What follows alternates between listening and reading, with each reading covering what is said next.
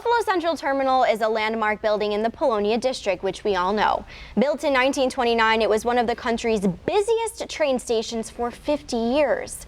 Since it closed in 1979, efforts have been ongoing to refurbish and repurpose the building. Eddie Dobashevich joins us to talk about a series he's producing focusing on the past, present, and future of the Buffalo Central Terminal. Welcome, Eddie.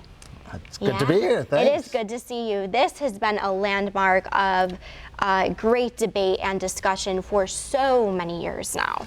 Well, the terminal, you know, everybody knows the terminal, right. Whether you're from the neighborhood, whether you've taken trains in and out of there or not, you know the building because it's so iconic. It celebrates its 90th birthday this month, and so we wanted to create this special. Mike Nurse and I have been talking, the general manager here at Channel 7, we've been talking about doing a series of specials, and this will be the first one. They're going to be called Retro Reports. Okay. And they will deal with various topics relating to our history and how our history relates to our future and affects our present.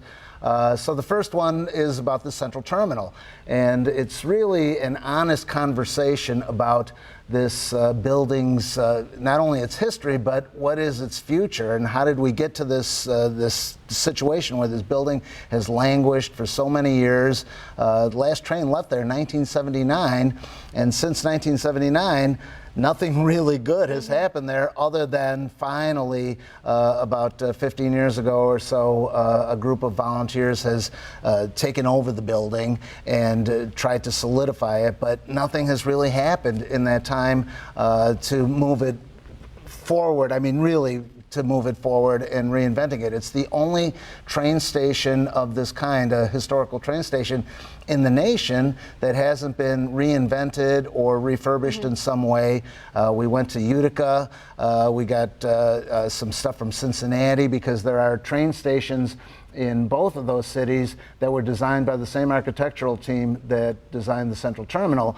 In both Utica and Cincinnati, as well as Detroit and Cleveland and all over the country, there are train stations that have been turned around. And we have one of the most magnificent, if not the most magnificent one, right here in our city, and it sits there languishing. And the surrounding neighborhood, as you know, Courtney, I've been a strong advocate for not just the terminal, but that surrounding neighborhood for many, many years. And it's just, it's, you know, how can we allow such a big part of our city to just languish and deteriorate? It's like watching the extinction of a civilization right before our very eyes. It's sad. What would you like to see happen to this building? Well, first, I'd like to see it repopulated again. I'd like to see it used, whether it's just an event space or actually, I shouldn't say not just an event space. It should be an event space. It should be offices. It should have apartments there. There should be retail components there.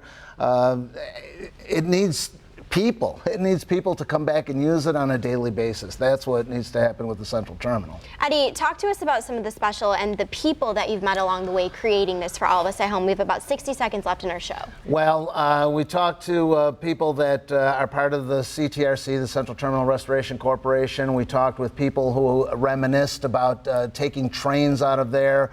We talked with a woman, Jean McCarthy, whose father was the chief operating engineer for the Central Terminal when it opened. We talked to people from other cities that had roles in saving their landmark terminals.